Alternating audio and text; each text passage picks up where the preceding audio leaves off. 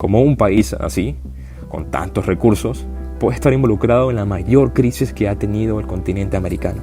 Según datos de la ONU, la situación en Venezuela es un desastre humanitario mayor. A pesar de ser un país rico en recursos naturales, hoy Venezuela vive una de las peores crisis en la historia del planeta. Su moneda está tan devaluada que los venezolanos tienen que escoger entre comprar comida o pagar el transporte para ir a trabajar. Sus líderes han hecho tan mal manejo de la administración que ahora el país entero está en la ruina. Y cualquier persona que se atreva a quejarse pone su vida en riesgo por la dictadura. En el siguiente video conocerás todos los detalles de la crisis de Venezuela y por qué países con economías desarrolladas como Estados Unidos mantienen esta información en secreto. Este es el mapa geopolítico de Venezuela. Es el doble de grande de España y 3 veces Alemania. Sus reservas de petróleo son consideradas las más grandes del planeta. Se calcula que tienen unos 350.000 millones de barriles de reserva. Esto representa al menos el 22% de todo el petróleo del mundo. Todas estas zonas son muy importantes.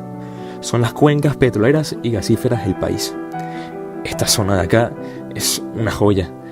Es la faja petrolífera del Orinoco, donde se encuentra el 48% del total del petróleo venezolano. Y es el gobierno quien se encarga de la extracción y la exportación, del cual el 41% va hacia Estados Unidos y el resto es exportado hacia China, India, Canadá y Arabia Saudita. Pero este país no solo tiene petróleo, cuenta con la 8ª reserva de gas más grande del planeta, el 77% de todo el gas en Latinoamérica. Además, tiene yacimientos minerales que se encuentran en todas estas zonas. Entre ellos están el aluminio, el cobre, níquel, hierro, oro, plata, plomo, zinc, coltán, barita, mercurio, diamantes, entre otros. Esto sin mencionar, por supuesto, el potencial turístico con playas, cayos, islas, médanos, bosques, picos, montañas, llanos. A ver, Venezuela es un paraíso. Pero esperemos un momento. Seguramente estarás pensando cómo es que acabaron tan mal. ¿Cómo un país así, con tantos recursos, puede estar involucrado en la mayor crisis que ha tenido el continente americano? Para entenderlo, hay que retroceder 22 años. Venezuela para este momento contaba con una democracia de 40 años de vigencia. Luego de 2 golpes de Estado frustrados, aún tenían una economía más o menos estable. Y para el año 1998, el partido MBR gana las elecciones con un 56%. Llegan al poder con un Chávez encabezándolo y con una propuesta de realizar una nueva constitución. Una de cero, reemplazando la constitución de 1961 por una hecha por ellos. A ver, que desde el principio se le veía las intenciones del sistema de gobierno que querían. Ellos querían marcar las reglas del juego. Poco a poco fueron secuestrando los poderes públicos, como el Consejo Nacional Electoral, el Tribunal Supremo de Justicia y la Fiscalía. Lograron viciarlos y convertirlos en el brazo ejecutor del partido del gobierno, llevándolos al incumplimiento de la ley y a la polarización del país, creando así 2 enemigos, el externo, que era Estados Unidos, y el interno, la oposición, que lo llamaban apátridas. Había una mitad que no apoyaba a Chávez, los apátridas, los opositores al gobierno, y la otra mitad que sí, los patriotas, los que apoyaban al gobierno. El presidente era quien les daba las instrucciones a los poderes públicos de qué hacer. El que pertenecía al lado patriota tenía más beneficios y era tratado como mejor por el Estado. También existía una persecución con la prensa. Una vez controlados los poderes públicos, Chávez exigió la aprobación de la Ley Resorte. Esta ley fuerza a todos los prestadores de servicios de radio y televisión a transmitir obligatoriamente los mensajes y alusiones del Ejecutivo Nacional si considera necesario. No se podía decir ciertas palabras. Los canales de televisión y radio se vieron afectados.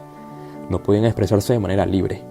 Eran controlados por el Ejecutivo Nacional, mientras que los canales del Estado salía un Chávez prepotente y grosero reiteradas veces al día ofendiendo al opositor. Se contradecían totalmente, exigían que el sector crítico acatara la ley que habían aprobado, pero ellos, la cúpula política, no cumplían sus propias leyes. Paremos acá, hay que acotar algo. Chávez tenía todo el estamento militar a su favor. Las Fuerzas Armadas venezolanas estaban totalmente parcializadas al partido de gobierno. Era evidente, Chávez fue un militar. ¿Se recuerdan que les dije que Venezuela venía de darle 2 golpes de Estado? Una democracia de 40 años de vigencia. Luego de 2 golpes de Estado, pues Chávez fue quien lideró estos 2 golpes de Estado frustrados. Pero logró lavar su cara ante los medios que en su gobierno reprimía y censuraba. Ya estando en la presidencia, le daba poder a los militares, pudiendo hacer todas sus medidas a la fuerza, con imposición e intimidación. Nada lo detenía. Y con esto empezó su estrategia, a armar a sus militantes, los de su partido, creando la milicia armada revolucionaria y dando vida a una banda armada para proteger la patria, los colectivos. Son estos los encargados de mantener el orden público en el país, y solo recibían órdenes del partido del gobierno.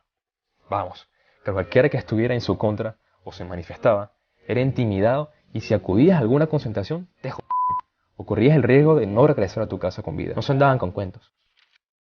El pueblo de Venezuela estaba enardecido por la situación de falta de libertad. Expresaban al mundo que lo que vivían era una dictadura. Y el 11 de abril del 2002, Venezuela estalla, llenando de manifestantes avenidas, calles y carreteras principales de la capital.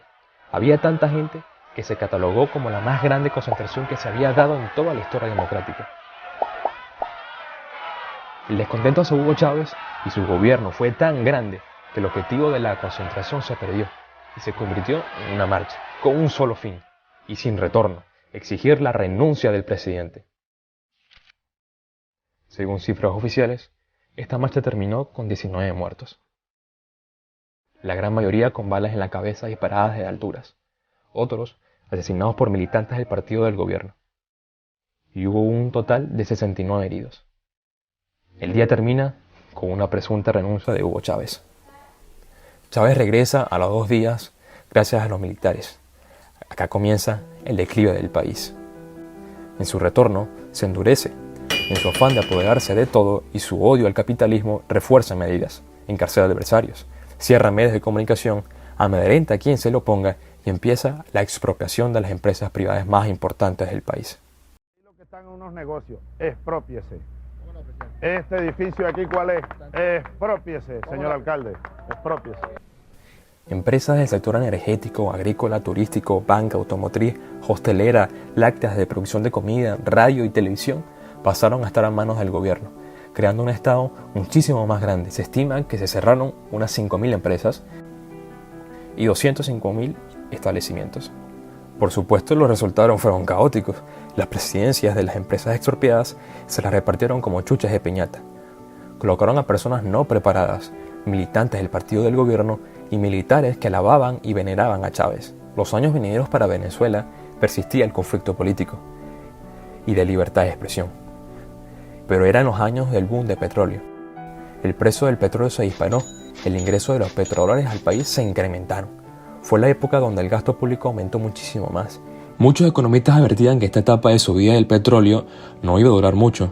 Recomendaban al Ejecutivo Nacional que el país no podía seguir dependiendo únicamente del petróleo. No son acatadas las recomendaciones y se continúan con una sola línea, la Venezuela petrolera. Chávez muere, quedando como sucesor Nicolás Maduro. Con el nuevo presidente se empeoran las cosas. Maduro recibe los resultados de una estrategia fracasada bolivariana de Chávez. El precio del petróleo, tal y como lo indicaron los economistas, bajó en picada y empezó a afectar a todos los sectores. Ya no había dinero para importar. Todo se había ido en planes sociales, en empresas expropiadas manejadas por el Estado que al final terminaron quebradas, en obras multimillonarias en donde se habían aprobado el total de los fondos y jamás se habían culminado. Desde que entró el partido del gobierno al poder, la deuda pública aumentó. En 1999, la deuda alcanzaba la cifra de 1.200 millones de dólares y para el año 2017 se había incrementado el 223%. En comparación de este recuadro, esto es lo que representa el total de 3.916 millones de dólares. En comparación a otros países como Perú, Colombia, Ecuador y Chile, este sería la representación. Una enorme diferencia. La deuda externa también subía como la espuma. Las deudas multimillonarias con China y Rusia hicieron inflar estos resultados, hasta llegar a los 70.000 millones de dólares, los peores resultados económicos de la historia de Venezuela. El pueblo sabía quién eran los responsables. Los índices económicos no pintaban nada bien. El hundimiento de la economía venezolana era real. La caída del PIB respecto a los años anteriores era demoledora, llegando hasta los menos 25% de Producto Interno Bruto. Venezuela estaba quebrada. Una inflación galopante empezaba a afectar a toda la ciudadanía. Hasta ahora ya se catalogaba a Venezuela como una hiperinflación. Este es el incremento inflacionario del país en 10 años, según el FMI. El bolívar, la moneda oficial en el país, se devaluaba cada día. Y adivinen por qué. Maduro, como típica medida económica populista, le dio el botoncito de imprimir billetes. La devaluación afectaba tanto al venezolano que el bolívar perdió todo valor. Mientras más billetes habían, menos valor tenían. El venezolano tenía que llevarse sacos de dinero solo para pagar un único producto. El dinero no valía nada. Las cifras de compra eran tan altas que las denominaciones de los billetes que habían en circulación no servían. La moneda estaba devaluada. La medida del Ejecutivo Nacional ante esta inflación y devaluación fue quitarle 3 ceros a la moneda actual. La medida no funcionó, los precios siguieron subiendo como la inflación iba acrecentándose. Así que el gobierno lanza un nuevo cono monetario, con nuevos billetes y con un nuevo nombre: Bolívar Soberano. Muy ingeniosos, ¿no? A ver, para que entiendan, con el nuevo cono monetario, si este envase de leche costaba 600.000 bolívares fuertes, ahora eran 6 bolívares soberanos.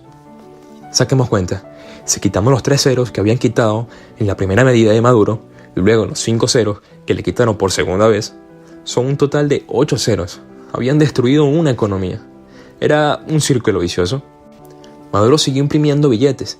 La inflación era una bestia creada por los bolivarianos que no iba a parar de crecer y crecer.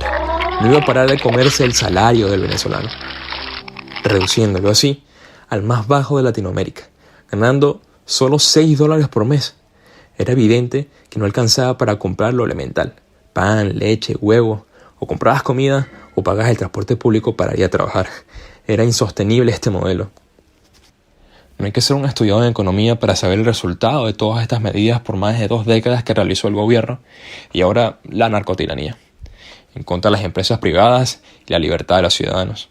Por supuesto que todo esto iba a llevar a una de las peores crisis que se ha visto, y más en un país tan rico como Venezuela.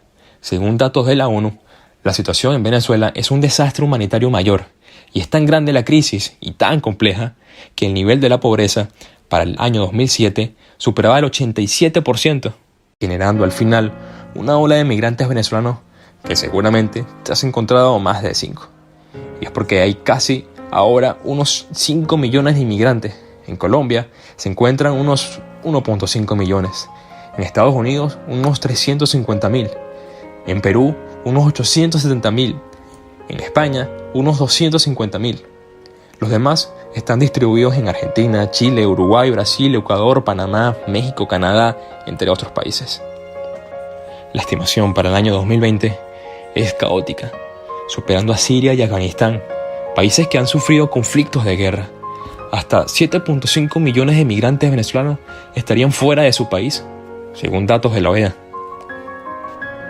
En Venezuela todavía sigue pasando la tormenta bolivariana y destrozando todo a su paso. Los ciudadanos están cansados de más de 20 años de dictadura, que lo único que ha traído a su país fue hambre, miseria, pobreza y muerte. Ahora se batallan no solo su vida, el subsistir diario y el de sus familias, sino también de su libertad. La libertad de un país que vive bajo una tormenta, que niega irse y que niega la llegada de la prosperidad y la democracia al país. Por otro lado, los millones de migrantes exiliados de su país trabajan día a día incansablemente para ayudar a sus familias en Venezuela y sobreviviendo en países que lo acogieron, pero con un anhelo tan grande de volver y una fe tan fuerte de que Venezuela sea por fin libre. ¿Y tú crees que Venezuela logre salir de su actual crisis? Déjanos tu opinión en los comentarios y no olvides compartir este video con todos tus amigos y familiares para que conozcan cuáles son las verdaderas condiciones de este país. Yo soy Pau Castillo y nos vemos en el próximo.